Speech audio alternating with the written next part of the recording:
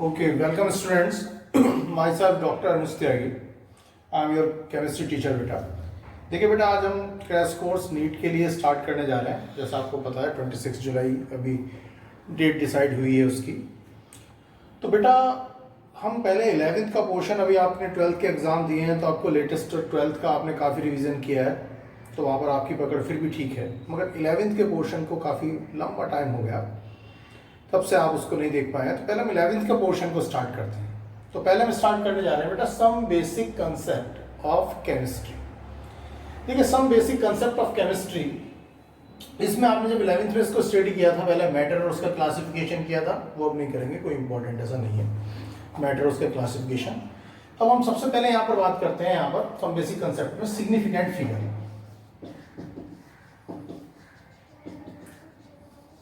देखिए significant figure, as you know very well, total number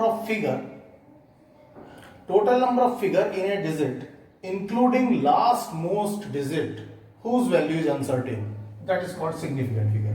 मतलब ये हो गया significant figure is equal to all certain digit plus one doubtful digit.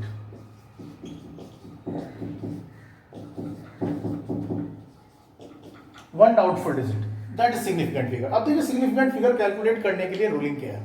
मैं one by one ruling के according बात करता हूं.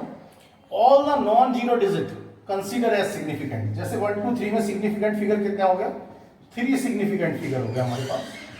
तो all the non zero digit consider as significant. Number 2, when zero between two non zero consider as significant. जैसे 1 0 2, how many significant figure, 3. Third ruling, zero before non zero does not consider as significant. जैसे 0 0 1 2 3, how many, 3. Number 4 ruling, zero after the non zero does not consider as significant. 1 2 3 0 0, कितना हो गया, 3. Number 5, zero at the right hand side of non zero as well as right hand side of the decimal also consider as significant. Just like as 1.2300. How many significant figure? 1 2 3 4 5. यहाँ पर 5 significant figure होंगे. Number 6, all the counting digits या counting number, जैसे 2 balls, 2 chairs, 12 chair, सारे counting object में infinite significant figure होगा. कितना होगा, infinite. इसके अलावा अगर कहीं पर ऐसा लिखा है बेटा कि 100 और यहाँ पर लिखा है डेसिमल, देखिए डेसिमल रिप्रेजेंट करता है कि इससे ज्यादा जो भी होगा वो सिग्निफिकेंट ही होना है. और दो सिग्निफिकेंट फिगर के बीच में अगर जीरो आएगा तो आप कंसीडर करेंगे उसे एज ए सिग्निफिकेंट. तो यहाँ पर सिग्निफिकेंट फिगर हो गया कितना, 3. अगर 100 में आपसे सिग्निफिकेंट फिगर पूछा जाए तो कितना हो गया, 1. अगर लिखा है 2.35 10 to the power 8, यहाँ पर अगर आपके पास है 1 2 3 is to 10 to the power 8, तो ये पावर, ये सिग्निफिकेंट कंसीडर नहीं होगा. यहाँ पर सिग्निफिकेंट फिगर कितना होगा, 3. ये तो आपका सिग्निफिकेंट फिगर है. सिग्निफिकेंट फिगर को कैलकुलेट करने के बाद अब मैं आपको सिखाऊंगा what is the scientific notation. देखिए साइंटिफिक नोटेशन में कैसे किस चीज को रिप्रेजेंट करते हैं, मैं आपको साइंटिफिक नोटेशन दिखा रहा हूं. देखिए जरा, अब हम दे रहे हैं यहां पर साइंटिफिक नोटेशन. साइंटिफिक नोटेशन, देखिए in scientific notation a number is represented as n is to 10 to the power n. Scientific notation में किसी भी नंबर को रिप्रेजेंट करते हैं n is to 10 to the power n में. जैसे 1 2 3 4 5, आप इसको साइंटिफिक नोटेशन में रिप्रेजेंट करना है तो इसको क्या करना है कि पहले नॉन जीरो के बाद डेसिमल लाना है. तो 1 2 3 4 5 is to 10 to the power 1 2 3 4 point replace किया तो 0.4 आ गया. ठीक है जी. अगर आपके पास आ रहा है 0.0 1 2 3, तो डेसिमल को आप यहां पर लाएंगे फर्स्ट नॉन जीरो के पास 1.23 10 to the power -2. Scientific notation में रिप्रेजेंट करते हैं, फर्स्ट नॉन जीरो के बाद डेसिमल लाते हैं. अगर कहीं पर लिखा है 1 2 3, आप इसको साइंटिफिक नोटेशन में रिप्रेजेंट करेंगे यहाँ पर 1.23 को, तो यहाँ पर कहेंगे सर फर्स्ट नॉन जीरो के बाद तो लगा हुआ है, मगर इसको इस फॉर्म में भी लिखना है 10 to the power n की फॉर्म में. तो 1.23 10 to the power 0, 10 to the power 0 की वैल्यू 1 होती है. ये साइंटिफिक नोटेशन हो गया. इसके अलावा के अकॉर्डिंग किसी भी चीज को एडिशन, सब्सट्रैक्शन, मल्टीप्लिकेशन या डिवीजन करते हैं तो आपको कुछ राउंड ऑफ करने होते हैं नंबर। तो राउंड ऑफ करने की रूलिंग आप पढ़ते चले आ रहे हैं बचपन से। अगर हम किसी भी नंबर को राउंड ऑफ करते हैं तो अगर वो 5 से ज़्यादा है तो प्रीसीडिंग नंबर में 1 बढ़ा देते हैं, 5 से कम है तो प्रीसीडिंग नंबर वैसा ही रहने देते हैं। अगर इक्वल टू 5 है, प्रीसीडिंग नंबर अगर इवन है तो वैसा ही रहेगा, ऑड है तो उसमें एक बढ़ जाएगा। तो देखिए एडिशन एंड सब्सट्रैक्शन की बात करते हैं। एडिशन और subtraction according to significant figure. देखिए अकॉर्डिंग टू सिग्निफिकेंट फिगर के लिए एडिशन और सब्सट्रैक्शन करते हैं। जैसे हमने यहाँ पर लिया 12, 1 2 3.4, एक हमने ले लिया यहाँ पर 1 2.4, इनको हमने एडिशन किया। जब आप इसे ऐड करेंगे तो ये आ गया आपके पास 8, 3 और 2 5, 2 और 1 3 1, ये आ गया 135.8। तो एडिशन और सब्सट्रैक्शन में फर्स्ट ऑफ ऑल तुम्हें क्या करना है कि वो नंबर देखना है जो सबसे कम डेसिमल पॉइंट तक गया है। अब ये यहाँ पर हमारे पास 1 डेसिमल पॉइंट तक है, ये भी 1 डेसिमल पॉइंट तक है, तो आंसर आपका 1 डेसिमल पॉइंट तक आएगा। अगर मैं इसको यहाँ पर इसका वाला डेसिमल यहाँ पर मैं ये ना लेके 1 पॉइंट ये ले लिया मैंने 4 5, तो यहाँ पर 5 और आ जाएगा। अब देखिए जरा आंसर कैसे देना है। इसको देखिए ये 1 डेसिमल पॉइंट तक है, ऊपर वाला 2 डेसिमल पॉइंट तक है, तो you should report your answer up to 1 decimal point.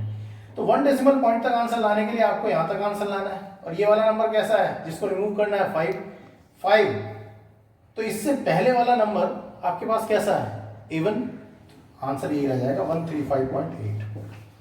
मगर अगर ये बेटा 6 होता तो यहाँ 9 हो जाता, अगर ये 4 होता तब भी 8 रहता। ये एडिशन और सब्सट्रैक्शन की रूलिंग है। मल्टीप्लिकेशन एंड डिवीजन की बात करता हूं। तो मल्टीप्लिकेशन और डिवीजन में अगर आप बात करेंगे, मल्टीप्लिकेशन और डिवीजन, जैसे आपका 1.235 ये 1.2354 और एक आपका 1.2, आप इसको मल्टीप्लाई कर रहे हैं, ये मल्टीप्लाई किया, आंसर आ गया। तो बेटा देखो आपने इसमें क्या करना है, आपने देखना है इन दोनों में कम सिग्निफिकेंट फिगर किसमें है। इसमें है केवल 2 सिग्निफिकेंट फिगर, तो you should report your answer up to 2 significant figure. तो 2 सिग्निफिकेंट फिगर में यहां तक आ रहा है, आपको रिमूव करना है क्या 0, तो 1.5 इसका आंसर होगा। अगर जो आप रिमूव कर रहे हैं नंबर, अगर ये यहाँ पर 6 आ रहा होता तो मैं इसको 6 कर देता, यहाँ 5 की जगह 1 बढ़ा देता। अगर ये 4 आ रहा होता तो 1.5 भी होता। यानी एडिशन और सब्सट्रैक्शन में आपको देखना है कि up to decimal point, lower decimal point तक आंसर देना है। मल्टीप्लिकेशन डिवीजन में आपको कैसे देना है, लोअर सिग्निफिकेंट फिगर जिसमें भी है उतने सिग्निफिकेंट फिगर तक आंसर देना है। चलिए आपसे बात करने जा रहा हूं बेटा एटॉमिक मास। एटॉमिक मास, देखिए एटॉमिक मास की बात करें तो you know very well atomic mass, it is a simply a number, ठीक है, which represent how much time a atom is heavier than 1/12 part of car C12। देखिए atomic mass यानी atomic weight आपको ये बताता है कि कोई भी एटम कार्बन के C12 से कितने टाइम हैवियर है, ये आपको बताता है एटॉमिक मास यानी एटॉमिक वेट। एटॉमिक वेट भी लिख सकते हैं आप इसे, ठीक है जी। जैसे आपसे एक आ जाए कार्बन का एटॉमिक मास 16 है, तो इसका मीनिंग क्या है, इट मीन्स कार्बन ऑक्सीजन का एटॉमिक मास 16 है, तो इसका मीनिंग क्या है, it means oxygen is 16 times heavier than 1/12 part of C12। अब बात आती है, कहीं आप एटॉमिक मास के लिए लिखा देखते हैं AMU, कहीं केवल यूनिट होती नहीं है, कहीं पर ग्राम लिखा देखते हैं, तो ये क्या मीनिंग है। देखिए बेटा एटॉमिक मास में अगर AMU की बात आपको समझनी है तो देखिए मैं आपको बताता हूं क्या होता है। एक एटॉमिक मास होता है relative atomic mass, relative atomic mass, इसका यूनिट नहीं होती इसकी। रिलेटिव का मीन्स तुलनात्मक, तुलना करी गई, कंपेयर किया गया है। तो बेसिकली इसमें स्टैंडर्ड रिलेटिव एटॉमिक मास में हम स्टैंडर्ड जो लेते हैं वो कार्बन को बेस बनाते हैं। तो रिलेटिव एटॉमिक मास अगर कार्बन के रेफरेंस में आप लोगे तो इसका हमारे पास तरीका होता है mass of an atom of element upon 1/12 is to mass of 1 atom of C12, mass of 1 atom of C12 ऐसे निकालते हैं कार्बन के रेफरेंस में। अगर आप इसे ऑक्सीजन के रेफरेंस में निकाल रहे हो तो यहाँ 1/16 आ जाएगा, mass of 1 atom of oxygen आ जाएगा। तो हमने जो स्टैंडर्ड माना है मास निकालने के लिए तो वो C12 को माना है। किसको निकाला? C12। इस रेफरेंस में रिलेटिव एटॉमिक मास में यूनिट नहीं आती, ये यूनिटलेस है। ये कैसा है? यूनिटलेस है। ठीक है, एक यूनिट के लिए केवल एटॉमिक मास यानी एटॉमिक वेट एम, ये मैंने एक C12 ले लिया। अभी चार टुकड़े हो गए। रोक दी, अभी पॉज कर दीजिए जब आप रुक गए। चलो ठीक है, अब खोल दूं? खोल दी। ये मैंने कार्बन C12 का एक एटम ले लिया, इसके मैं 12 टुकड़े करने हैं मुझे। तो ये अभी हो गए यहाँ पर 4, 6, 8, 10, 12। ये मैंने 12 टुकड़े कर दिए। तो ये इसका कितना वाला पार्ट है? 1/12 पार्ट। ठीक है, तो mass of 1/12 part, mass of 1/12 part of C12 equal to AMU। इसे बोलते हैं AMU। तो यानी कि what is the AMU? It is the mass of 1/12 part of C12, that is the AMU। यानी कार्बन के एटम के 1/12 का पार्ट मास कितना होता है। अब AMU की वैल्यू एक बार नीट में पूछा गया है, एक बार क्या कई बार पूछा गया है, पहले CPMP जब होता था तब से पूछा जा रहा है, शुरू से पूछी जा रही है। ये बात बड़ी कॉमन सी है कि AMU is equal to 1 AMU is equal to, तो 1 AMU किसके बराबर होता है? तो 1 AMU C12 पार्ट के मास के बराबर होता है। तो मास निकालते हैं जरा हम यहाँ। We know very well 6.023 10 to the power 23। ठीक है, 6.023 10 to the power 23 C12 equal to कितना हो गया? 12 ग्राम हो गया। एक पार्ट का मास कितना हो गया? 12 upon 6.023 10 to the power 23। 1/12 part का मास कितना हो जाएगा? 1/12 is to 12 upon 6.023 10 to the power 23। 12 से 12 यहाँ कैंसिल हो गया, तो कितना आ गया? 1 अपॉन 6.023 10 to the power 23। ठीक है जी, ये आ गया। ये इक्वल टू किसके होता है? 1.66 10 to the power -24, इतने ग्राम हो गया। 1 अपॉन इसको आप 1 अपॉन 6.03 को 1 अपॉन एवोगैड्रो नंबर भी लिख सकते हैं। तो अब मैंने आपसे बताया था कि क्वेश्चन आता है 1 AMU इज इक्वल टू, तो अगर ऑप्शन में ये दे रखा है तो हम इसको टिक करेंगे, ये दे रखा है इसको टिक करेंगे, और ये दे रखा है तो इसको टिक करेंगे। तीनों में से जो भी दे रखा है उस आंसर को आप टिक कर देंगे। ये आपके पास 1 AMU हमारे पास वैल्यू आ गई।'t है जी, तो 1 AMU की वैल्यू आ गई हमारे पास ये। तो अब यहाँ पर 1 AMU के बाद हम बात करते हैं atomic mass oblique molecular mass. देखिए what is the atomic mass? Atomic mass का मतलब है mass of 1 atom. Molecular mass का मतलब है मास ऑफ 1 मॉलिक्यूल। तो 1 एटम के मास के लिए बात करते हैं। तो आप you know very well 6.023 10 to the power 23 atom का मास कितना होता है कार्बन के? 12 ग्राम। कार्बन के लिए बात कर रहा हूं। तो एक एटम का मास कितना होगा? 12 अपॉन 6.023 10 to the power 23, इतना हो जाएगा ग्राम। ठीक है, और ये आपको अगर मैं ऐसे लिख दूं 1.6.023 10 to the power 23 multiply by 12, तो बेटा इसकी वैल्यू कितनी थी? AMU। तो कितना आ गया? 12 AMU। तो एटॉमिक मास 12 AMU आ गया। कितना आ गया यहाँ पर एटॉमिक मास? 12 AMU। तो 12 AMU हो गया, यानी कि एटॉमिक मास के लिए यूनिट AMU होगी, एटॉमिक मास यूनिट। इसी तरह अगर किसी मॉलिक्यूल के लिए बात करने लगे तो 6.023 10 to the power 23 किसी भी एटम का मॉलिक्यूल कितना होगा? जितना उसका मास है। जैसे मान लीजिए CO2 के लिए बात करने लगे तो CO2 के इतने मॉलिक्यूल कितने के बराबर होंगे? 44 के। 1 कितना होगा? 44 अपॉन दिस 1, और इसकी जगह क्या आ जाएगा? AMU। तो 44 AMU हो जाएगा। अब एटॉमिक मास के बारे में हम अगर बात कर रहे हैं तो एटॉमिक मास का कैलकुलेशन कैसे करते हैं, कैलकुलेट करके कैसे निकालते हैं, ये तो हमारे पास ये वाली बात हो गई। एटॉमिक मास को कैलकुलेशन करके कैसे निकालेंगे, तो हम बात कर रहे हैं यहाँ पर हम calculation of atomic mass. Calculation of atomic mass. देखिए एटॉमिक मास का कैलकुलेशन, देखिए एटॉमिक मास का कैलकुलेशन करने का तरीका है, नंबर 1 मैं ले रहा हूं average atomic mass. Average atomic mass, देखिए average atomic mass is calculated for those element which are naturally present in the nature in the form of their isotopes।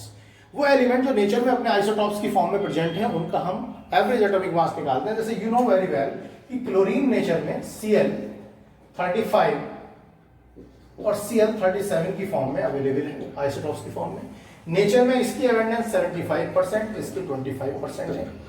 अगर आपको इसका Cl का एवरेज एटॉमिक मास निकालना है, एवरेज एटॉमिक मास, तो average atomic mass का मतलब होता है atomic mass multiply by abundance, यानी कि 35 multiply 75 plus atomic mass multiply by abundance 37 plus 25 upon total abundance 75 plus 25 आ जाएगा 35.5 U अदरवाइज AN। ये हमारे पास एटॉमिक मास का वन कैलकुलेशन आ गया, number one average atomic mass. Average atomic मास के बाद अब मैं यहां पर ले रहा हूं दूसरा तरीका एटॉमिक मास को कैलकुलेट करने का। Number 2 method to calculate the atomic mass. Atomic mass को कैलकुलेट करने का नंबर 2 मेथड देखिए, हम इक्विवेलेंट वेट अगर निकालते हैं, equivalent weight is equal to atomic mass upon valency से निकालते हैं, एटॉमिक मास अपॉन वैलेंसी।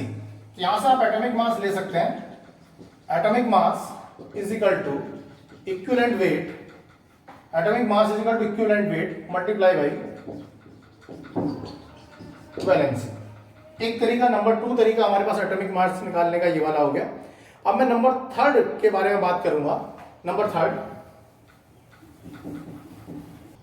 देखिए, थर्ड मेथड की बात कर रहे हैं टू कैलकुलेट एटॉमिक मास। ये है Dulong and Petit law. Dulong and Petit law. देखिए, ड्यूलॉन्ग एंड पेटिट लॉ के अकॉर्डिंग एटॉमिक मास हम कैसे कैलकुलेट करेंगे। पहली बात तो बेटा ये जान लो कि ये अप्रॉक्स एटॉमिक वेट निकालने का तरीका है, approx atomic weight of solid. किसी सॉलिड का अप्रॉक्स एटॉमिक वेट निकालने के काम आता है, एक्सेप्ट बी कार्बन, सिलिकॉन, इन चारों को छोड़ के इनका हम यहां से अप्रॉक्स एटॉमिक वेट नहीं निकालते। इसका तरीका होता है हमारे पास atomic weight multiply by specific heat equal to 6.4। ये अप्रॉक्स एटॉमिक वेट निकालने का तरीका है हमारे पास। Atomic weight multiply by specific heat equal to 6.4। एक मैं यहां पर आपको क्वेश्चन करा रहा हूं, ये क्वेश्चन नीट में आया है यहां पर, आपको जो मैं यहां पर करा रहा हूं नीट के लिए निकाल रहा हूं। देखिए, ये क्वेश्चन आपके पास आया है कि if specific heat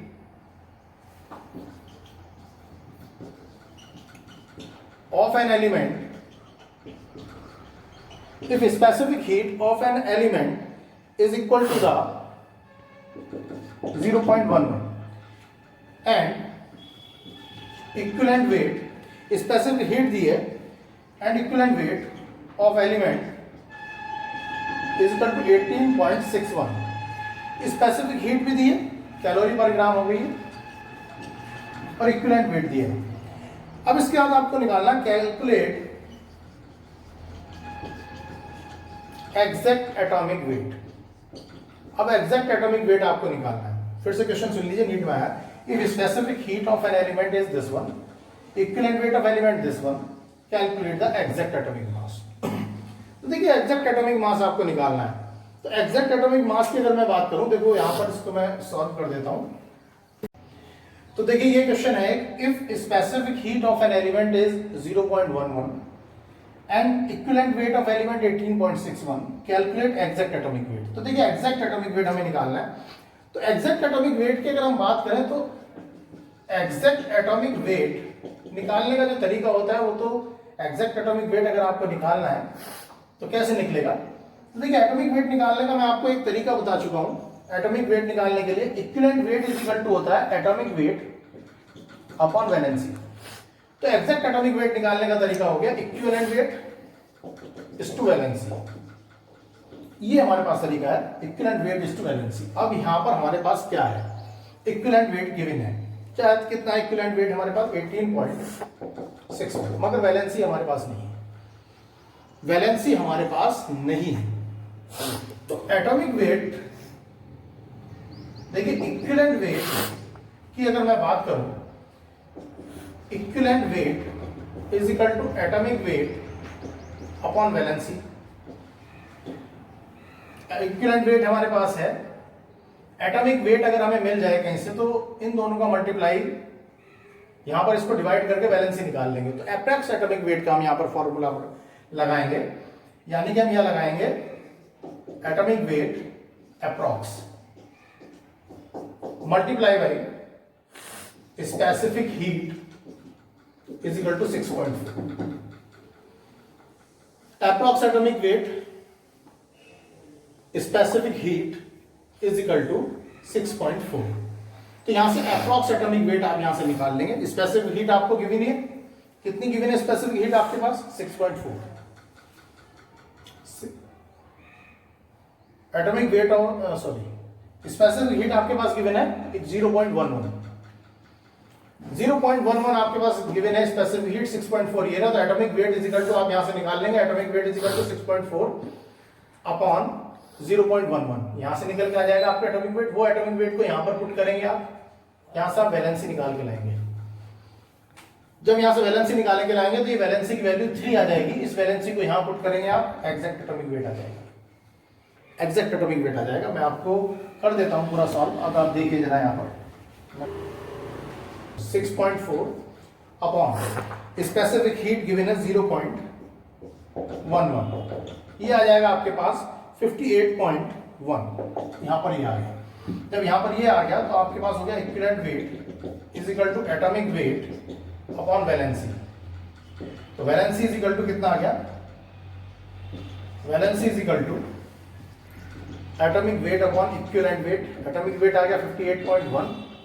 equivalent weight आपको गिवन है, इक्विवेलेंट की वेट की वैल्यू 18.61। ये कितना आ गया? 3 आ गया।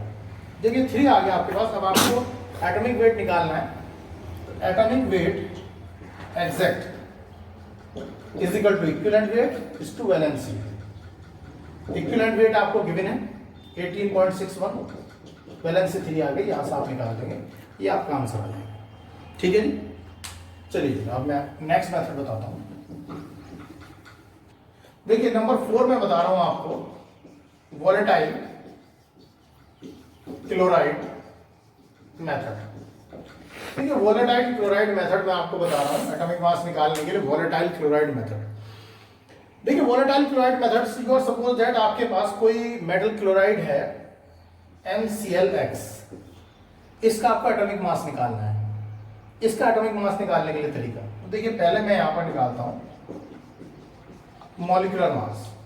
इसका molecular mass, atomic mass of metal, metal का एटॉमिक मास लेना पड़ेगा पहले। Atomic mass of M plus Cl का हमें पता है 35.5 होता है, और ये X Cl कितने हैं हमारे पास? X, तो कितना आ जाएगा? Multiply by X। एटम का आपको एटॉमिक मास निकालना है इस मेटल का। मेटल का एटॉमिक मास अगर निकालना है तो equivalent weight multiply by valency, equivalent weight multiply by valency plus 35.5x। तो देखिए जरा इक्विवेलेंट वेट यानी E, वैलेंसी ये ना मेटल, इसकी वैलेंसी क्या होगी? ये वाली होगी, है ना। देखो अगर मैं M और ये Cl को लिख दूं तो Cl कितने हैं? X, और ये कितना है? 1, तो इसकी वैलेंसी X हो गई, इसकी Cl की 1 हो गई। तो मेटल की वैलेंसी कितनी है? X, तो X प्लस 35.5x। देखिए molecular mass is equal to कितना होता है? 2:2 vapour density. E plus X 35.5x आ गया यहाँ पर। अब देखिए अब हमने यहाँ पर क्या काम किया? 2:2 vapour density is equal to X। देखिए जरा 2:2 vapour density, molecular mass is equal to 2:2 vapour density. X यहाँ पर कॉमन निकाल लिया, E प्लस 35.5 आ गया हमारे पास। अब यहाँ पर हमने क्या करना है? यहाँ पर ये देखिए X को मैं यहाँ पर निकालना चाह रहा हूँ, तो X हमारे पास वैलेंसी है। X is equal to 2:2 vapour density upon E plus 35.5। ये हमारे पास X निकल के आ गया। X बेसिकली है क्या निकल के आ गया? वैलेंसी निकल के आ गई।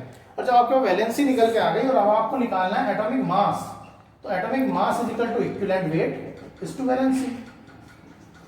तो ये वैलेंसी से आप मल्टीप्लाई कर देंगे, एटॉमिक मास निकल के आ गया। तो volatile compound, volatile chloride compound का अगर एटॉमिक मास निकालना हो तो उसका ये तरीका आ गया आपके पास। ठीक है जी।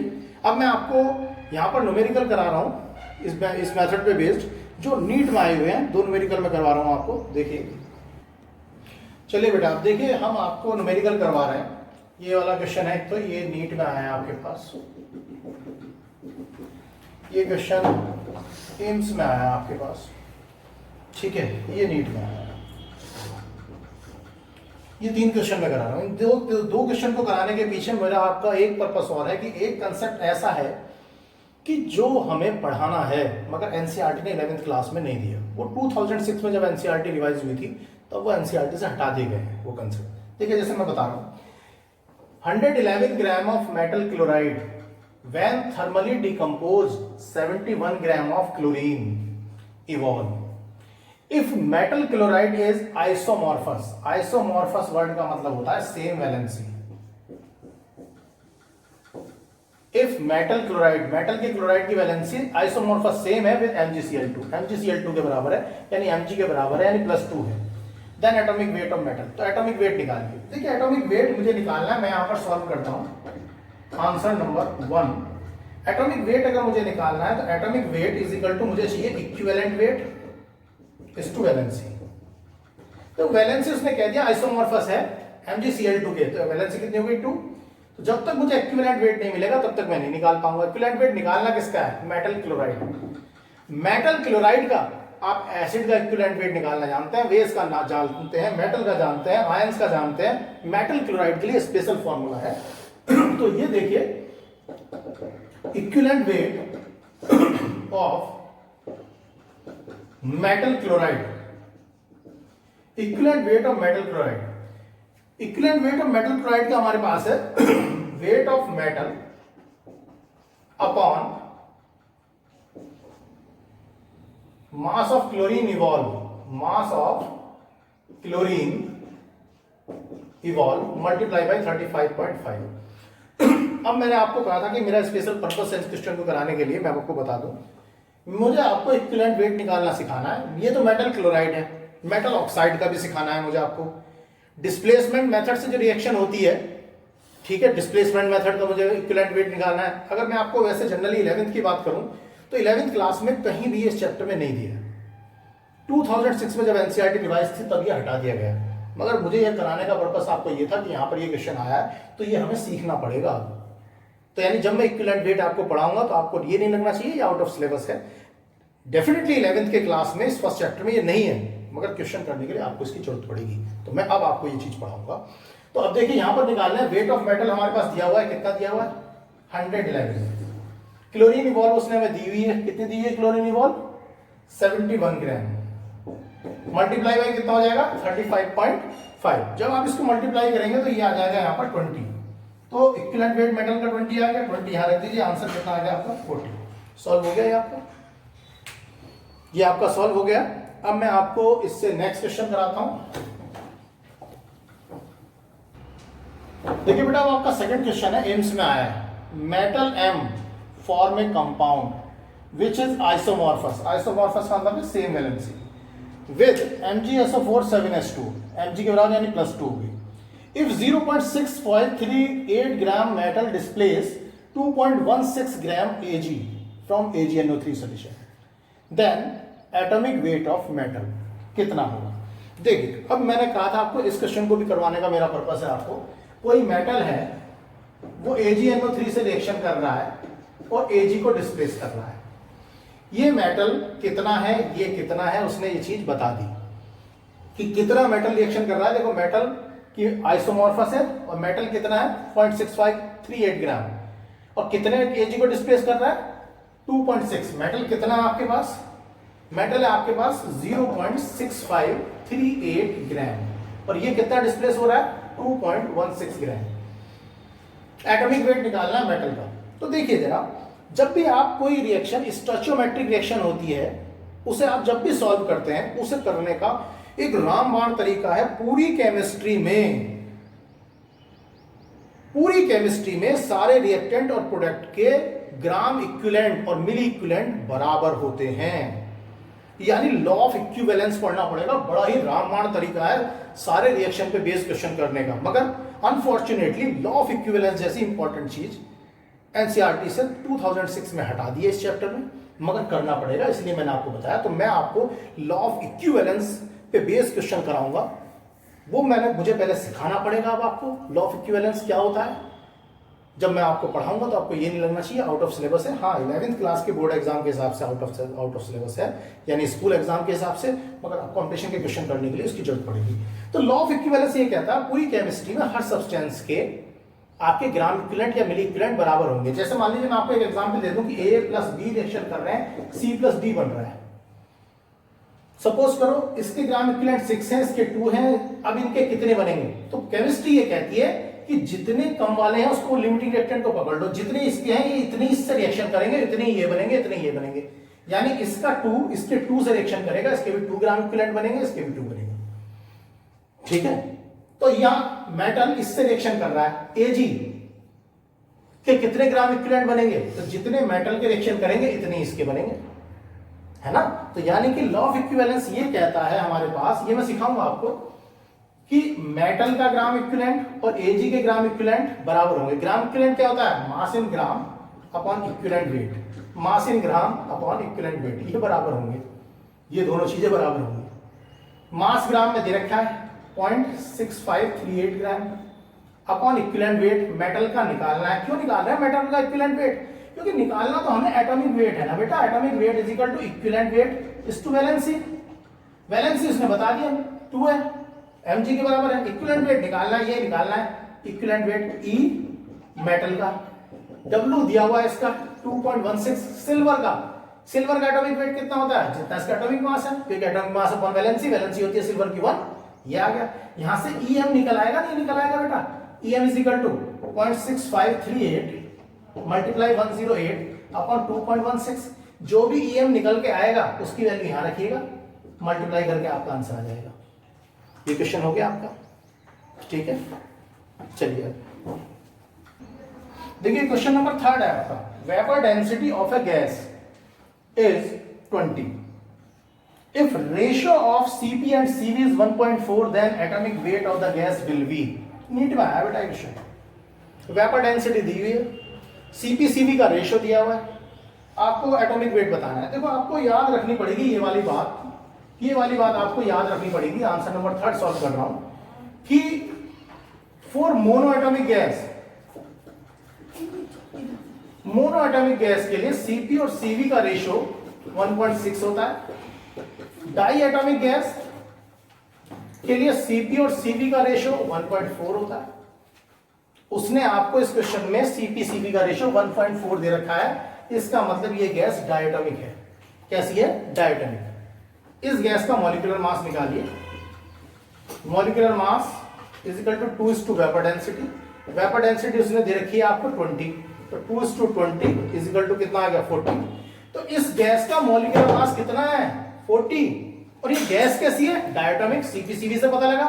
तो डायटोमिक गैस का, डायटोमिक मतलब 2 एटम वाली गैस का मॉलिक्यूलर मास कितना है? 40। तो एटॉमिक मास यानी एक एटम का मास कितना हुआ? फिर एटॉमिक मास 2 एटम का मास 40, तो एक एटम का मास कितना आ गया? 20 आ गया। तो आंसर आ गया आपका इसका 20। मैंने अब आपको यहां पर कैलकुलेशन ऑफ एटॉमिक मास बता दिया है, अब बताऊंगा तुम्हें कैलकुलेशन ऑफ मॉलिक्यूलर मास। ठीक है, ओके बेटा, थैंक यू।